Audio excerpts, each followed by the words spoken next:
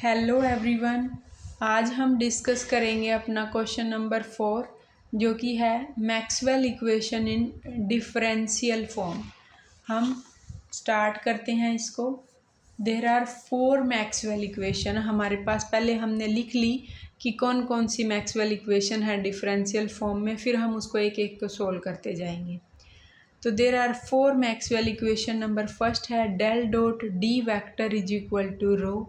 यहाँ पर del dot D है डिस्प्लेसमेंट वेक्टर, रो क्या है डेंसिटी है। सेकंड इक्वेशन है del dot B is equal to 0, B है magnetic field. Del cross E is equal to minus D B by D T, तो E यहाँ पर electric field है, बी मैग्नेटिक फील्ड है। डेल क्रॉस में H is equal to J plus del D by del T, तो यहाँ पर H बी क्या है magnetic field line, magnetic field intensity, और जे हमारा क्या है करंट डेंसिटी, और डी क्या है डिस्प्लेसमेंट वेक्टर। तो सबसे पहले स्टार्ट कर देते हैं। हमें प्रूव करना है मैक्सवेल की first equation del dot D is equal to rho. ये क्वेश्चन मैंने क्यों लिया है, क्योंकि हमारे एक पेपर में क्वेश्चन आया हुआ है कि Maxwell equation in integral form.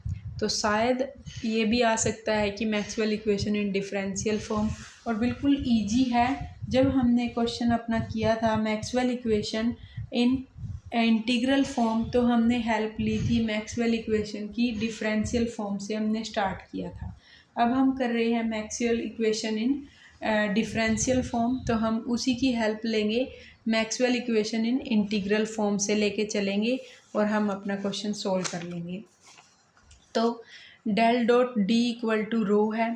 According to Gauss line electrostatic the surface integral of electric field over a close surface is 1/एप्सिलॉन time the total charge enclose. तो ये हमें पता है गोजला क्या कहता है कि इसका जो सरफेस इंटीग्रल है ई इंटू डी एस का क्लोज इंटीग्रल, वो किसके इक्वल है Q/एप्सिलॉन। और इसको हम और क्या बोलते हैं मैक्सवेल की इक्वेशन का जो फर्स्ट इक्वेशन है इंटीग्रल फॉर्म में। तो हमने सबसे पहले ये उठा लिया। तो E इंटू डी एस किसके इक्वल है Q/एप्सिलॉन के। तो E इंटू डी एस को जो चार्ज है Q, डेंसिटी क्या होती है, डेंसिटी होती है मास पर यूनिट वॉल्यूम। यहाँ वाले केस में चार्ज पर यूनिट वॉल्यूम होगा, तो डेंसिटी इंटू वॉल्यूम को हम चार्ज लिख सकते हैं। तो चार्ज की जगह हमने क्या लिख लिया रो इंटू में डी वी, स्मॉल पोर्शन की बात कर लेते हैं। एप्सिलॉन नोट बाहर ही रह गया, 1/एप्सिलॉन रो इंटू में डी वी। देखो रो क्या होता है Q/V, तो rho Q integration of D V, तो Q की वैल्यू क्या होगी volume integral rho D V. तो E इंटू में D S is equal to rho D V divide by epsilon naught. अब हम एक थ्योरम अप्लाई करेंगे according to Gauss divergence theorem. वो क्या करती है सरफेस इंटीग्रल को वॉल्यूम इंटीग्रल में चेंज करेगी। Surface integral of E into में D S is equal to volume integral of del dot E D V. तो अब हम इसकी जगह फिर ये भी लिख सकते हैं E डॉट डी एस की जगह del dot E D V. तो यहाँ लिख दिया volume integral del dot E D V is equal to rho by epsilon naught D V. अब देखो del dot E is equal to, देखो इधर भी वॉल्यूम इंटीग्रेशन, तो ये कैंसिल हो जाएगा सोल्व करके। तो डेल डॉट ई और इधर से क्या आ जाएगा रो बाय एप्सिलॉन नोट। अगर एप्सिलॉन नोट को इधर लेके जाऊँ तो क्या होगा del dot epsilon naught E is equal to rho. Epsilon naught E is equal to D, इसकी वैल्यू होती है ये, डी क्या है डिस्प्लेसमेंट वेक्टर। तो डेल डॉट डी की वैल्यू क्या आ गई हमारी रो। तो ये हम सोल्व कर लिया मैक्सवेल की फर्स्ट इक्वेशन को। अब हम देखते हैं मैक्सवेल की सेकंड इक्वेशन। सेकंड इक्वेशन क्या होती है del dot B equal to 0। तो सबसे पहले हम इसको सोल्व करने के लिए फिर से मैक्सवेल की इक्वेशन इन इंटीग्रल फॉर्म में सेकंड इक्वेशन जो थी उसका यूज़ करेंगे। तो del dot B equal to 0, इसको हम और क्या बोलते हैं गोज लाइन मैग्नेटोस्टैटिक्स। तो according to second law surface integral of magnetic field induce over a close surface is phi B is equal to surface integral B into D S is equal to 0। अब हम देखते हैं कि मैं सीधा भी लिख सकते हैं हम कि Maxwell second equation in integral form क्या होती है कि फ्लक्स जो है phi B is equal to surface integral of magnetic field induce over a close surface area इतना, तो वो क्या होती है 0। और इस इक्वेशन से और क्या समझते हैं कि मैग्नेटिक मोनोपोल एग्जिस्ट नहीं करते। According to Gauss divergence theorem we have B into में डी एस सरफेस इंटीग्रल को वॉल्यूम में चेंज करेगा, तो volume integral of del dot B D V. और डायरेक्शन क्या होती है मैग्नेटिक फील्ड की, अंदर इनसाइड में साउथ टू नॉर्थ और आउटसाइड में नॉर्थ टू साउथ। तो कंपेयर करो इक्वेशन 1 को इक्वेशन 2 को, हमें क्या मिलेगा डेल डॉट में B D V is equal to 0। B dot D S 0 के इक्वल है ना, इसकी जगह पुट किया तो ये 0, यानी कि इसको वॉल्यूम इंटीग्रल को सोल्व किया तो del dot B equal to 0। तो सोल्व हो गई हमारी Maxwell equation differential equation in उसमें डिफरेंशियल फॉर्म में सेकंड इक्वेशन निकल गई। अब हम निकालते हैं मैक्सवेल की डिफरेंशियल फॉर्म में ही थर्ड इक्वेशन। तो थर्ड इक्वेशन हमें निकालनी है डेल क्रॉस में E is equal to minus of D B by D T. तो हम देखो पहले ही, वैसे तो हम डायरेक्टली इंटीग्रल फॉर्म भी यूज़ कर सकते हैं, और वैसे सोचो देखो इसमें क्या दिया हुआ है, ये रिलेशन कहाँ से आ सकता है, फैराडे लॉ से। तो this equation represent Faraday law of electromagnetic induction in differential form. तो अब हम फैराडे लॉ को बताएंगे क्या होता है। मान लो क्या है, ये हमारा मैग्नेट रखा हुआ है, ये कोयल है इंडक्शन, जैसे ही करंट दिया, करंट इंक्रीज करेगा तो मैग्नेटिक फील्ड इंक्रीज करेगा, मैग्नेटिक फील्ड बढ़ेगा तो फ्लक्स बढ़ेगा, फ्लक्स बढ़ेगा तो मैग्नेट जो है अगर इसके पास मैग्नेट को लेके जाएंगे तो जो डिफ्लेक्शन होगी तो करंट इंक्रीज करेगा। लेंजिस लॉ क्या कहता है, अगर करंट इंक्रीज कर रहा है तो ये उसको अपोज करेगा, इसकी डायरेक्शन अपोजिट होगी, और अगर करंट डिक्रीज करेगा तो ये लेंजिस लॉ उसको डिक्रीज करने से रोकेगा, तो इसकी डायरेक्शन हमेशा अपोजिट होती है। According to Faraday law of electromagnetic induction EMF induce in a close loop is equal to rate of change of magnetic flux link with loop. जो फैराडे लॉ है इलेक्ट्रोमैग्नेटिक इंडक्शन का, तो वो क्या कहता है कि EMF induce in a close loop is equal to the rate of change of magnetic flux link with the loop.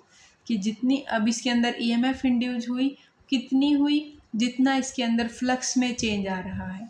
और वो नेगेटिव साइन क्यों लगाया कि वो अपोजिट डायरेक्शन में है, लेंजिस लॉ बोलता है negative sign is due to Lenz's law, जो कि क्या करता है हमेशा अपोज करता है, फ्लक्स की इंक्रीज करने को अपोज करेगा, डिक्रीज करने को भी अपोज करेगा। अब फाई बी क्या होता है, फ्लक्स जो है मैग्नेटिक फ्लक्स क्या होता है, surface integral of B into में डी एस, और EMF क्या आई है हमारी d phi B by D t, phi B की वैल्यू पुट कर दी, surface integral of B into D s. भाई मेरी राइटिंग को इग्नोर करना, आप अपने अच्छे से नोट्स बना लेना या फिर अपनी बुक में से पढ़ लेना। बाय डेफिनेशन ई जो होता है, जो EMF है उसका दूसरा फॉर्मूला क्या होता है, line integral of electric field E into में DL। तो अब हम यूज़ करते हैं स्टोक लॉ। स्टोक लॉ क्या करती है, लाइन इंटीग्रल को सरफेस इंटीग्रल में चेंज करेगी। तो E into D L is equal to surface integral of del cross E D S. तो अब देखो यहाँ पर हमें क्या है, E इंटू में DL, और वो क्या है surface integral del cross E D S. तो हम कंपेयर करेंगे इक्वेशन 4 को और इक्वेशन नंबर 5 को। E इंटू डी एल है तो क्या आया, तो वो E के इक्वल आ गई, E is equal to del cross E D S. अब हम कंपेयर करते हैं इक्वेशन नंबर जो ये हमारी थर्ड इक्वेशन है और हमारी 6th इक्वेशन है। दोनों, ये भी ई के लिए वैल्यू दे रहा है और ये भी ई के लिए दे रहा है, तो यानी दोनों इक्वल हैं। तो del cross E D S surface integral is equal to minus of D by D T surface integral B into D S. अगर आपको नहीं समझ में आ रहा तो एक बार और रिपीट कर देती हूँ। तो देखो क्या था, सबसे पहले ईएमएफ की वैल्यू होती है minus D phi B by D T, और फ्लक्स की वैल्यू क्या होती है, फाई बी की वैल्यू होती है बी इंटू में डी एस, और बी इंटू में डी एस है। तो हमें क्या लेना था, E is equal to minus D phi B by D T, तो minus D by D T of this. और ईएमएफ का दूसरा फॉर्मूला क्या होता है, E इंटू में डी एल का लाइन इंटीग्रल। स्टोक लॉ क्या कहता है, line integral of E into D L किसके इक्वल होता है, डेल क्रॉस E इंटू में डी एस के, यानी कि E की वैल्यू ये भी है, E की वैल्यू ये भी है, तो दोनों इक्वल है।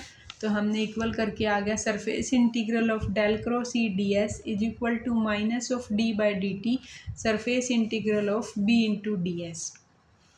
तो surface integral del cross E D S is equal to, ये देखो डी एस है और डेरिवेटिव से तो कैंसिल हो गया इंटीग्रेशन के साथ, और इसके साथ क्या बचेगा, सरफेस इंटीग्रल, ये डी अंदर गया minus D B by D T into में डी एस। तो यहाँ सोल्व किया, इंटीग्रेशन और डेरिवेटिव कट के डेल क्रॉस ई, यहाँ सोल्व किया minus D B by D T, तो ये क्या हो गया, एरिया था। तो यहाँ पर क्या आ गया, कैंसिल हो गया इसके साथ डेरिवेटिव और ये, तो D B by D T is equal to, दोनों साइड है ना एरिया कैंसिल, तो डेल क्रॉस ई की वैल्यू आ गई minus D B by D T. तो यही हमने सोल्व करना था। तो हमारी यहाँ से मैक्सवेल की थर्ड इक्वेशन भी आ गई। अब हम करते हैं मैक्सवेल की fourth equation in differential form. तो वो होती क्या है, पहले वो लिख लिया। तो डेल क्रॉस में H is equal to J plus del D by del T, ये हमें प्रूव करनी है। अब हम स्टार्ट करते हैं कि according two ampere circuital law, ampere circuital law क्या कहता है कि बी जो है मैग्नेटिक फील्ड, उसकी वैल्यू क्या होती है कि line integral of B into D L is equal to mu naught I, यही होती है ना एम्पियर सर्कुटल लॉ, यही तो बोलता है कि बी इंटू डी एल का लाइन इंटीग्रल किसके इक्वल होता है, म्यू नोट आई के। और बी की वैल्यू हमें पता है ये भी होती है म्यू नोट एच, क्योंकि हमें एच तक जाना है, तो बी की जगह हम म्यू नोट एच पुट कर सकते हैं। तो यहाँ पुट करो बी की जगह म्यू नोट एच इंटू में D L is equal to mu naught I, यहाँ भी म्यू नोट है, यहाँ भी म्यू नोट है, कैंसिल, तो एच इंटू में D L is equal to I. और देखो एच इंटू डी एल को कैसे लिखेंगे, आई है, आई क्या होती है, करंट डेंसिटी, आई की वैल्यू क्या होती है, करंट डेंसिटी की वैल्यू क्या होती है, J is equal to I by A होती है। तो आई की वैल्यू क्या होगी, जे इंटू में एरिया, तो यानी कि जे इंटू में स्मॉल सरफेस का तो कितना हो जाएगा, डी एस। तो आई की जगह क्या लिख लिया, जे इंटू में डी एस, और इंटीग्रेशन लगा दिया, क्योंकि हम पूरे कंप्लीट पोर्शन का लेंगे तो इंटीग्रेशन लगा देंगे। अब फिर से हम स्टोक थ्योरम का यूज़ करेंगे, जो क्या करता है, लाइन इंटीग्रल को सरफेस इंटीग्रल में चेंज करेगा। तो यहाँ लाइन इंटीग्रल था H into D L, surface integral of del cross H D S. अब हम देखते हैं इस इक्वेशन को और इस इक्वेशन को, ये दोनों एच इंटू डी एल है ना, कंपेयर करेंगे। तो अब क्या हुआ, एच इंटू डी एल था, कंपेयर किया 1 and 2, तो जे इंटू में D S is equal to del cross H D S. तो यानी कि सोल्व किया जब हमने इसको एरिया और दोनों साइड इंटीग्रेशन, तो डेल क्रॉस एच की वैल्यू जे आ गई।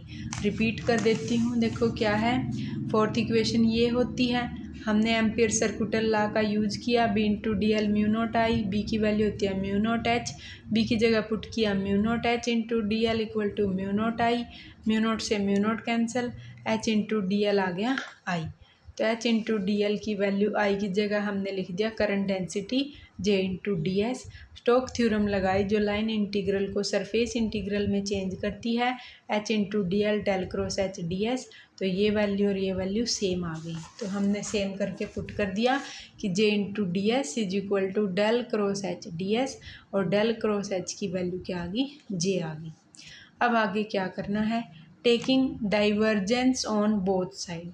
फाइनल रिलेशन के लिए हमने क्या किया, डाइवर्जेंस ले लिया बोथ साइड। इसके साइड लिया तो del dot del cross H, इधर लिया तो डेल डॉट जी। और एक इक्वेशन होती है तो उसके अकॉर्डिंग डेल डॉट जे की, यहाँ देखो डेल डॉट डेल आ गया ना, तो ये जो वैल्यू होती है वो जीरो हो गई। डेल डॉट जे की वैल्यू क्या आ जाएगी, जीरो। और ये वैल्यू जीरो आ गई तो ये वैल्यू जीरो, तो इक्वेशन नंबर 4 दे दिया। अब देखते हैं एक इक्वेशन होती है इक्वेशन ऑफ कंटिन्यूटी। तो according to equation of continuity del dot J plus D rho by D T equal to zero, वो जीरो होता है। Del dot J plus D rho by D T क्या होता है, zero होता है। यानी कि डेल डॉट जे की वैल्यू क्या होती है, फिर D rho by D T का माइनस, उधर जाएगा minus D rho by D T. अगर डेल डॉट जे जीरो है तो यानी कि D rho by D T भी क्या है, फिर जीरो है। अगर D rho by D T zero है यानी कि डेंसिटी कांस्टेंट है, तभी तो जीरो आया। तो density constant which is true only for time independent field. लेकिन ऐसा जब भी पॉसिबल होता है कि डेंसिटी कांस्टेंट है जब हमारा फील्ड कौन सा हो, टाइम इंडिपेंडेंट फील्ड हो। तो फॉर टाइम डिपेंडेंट फील्ड, तो इक्वेशन के लिए ये तो था जब वाला केस जब टाइम इंडिपेंडेंट था।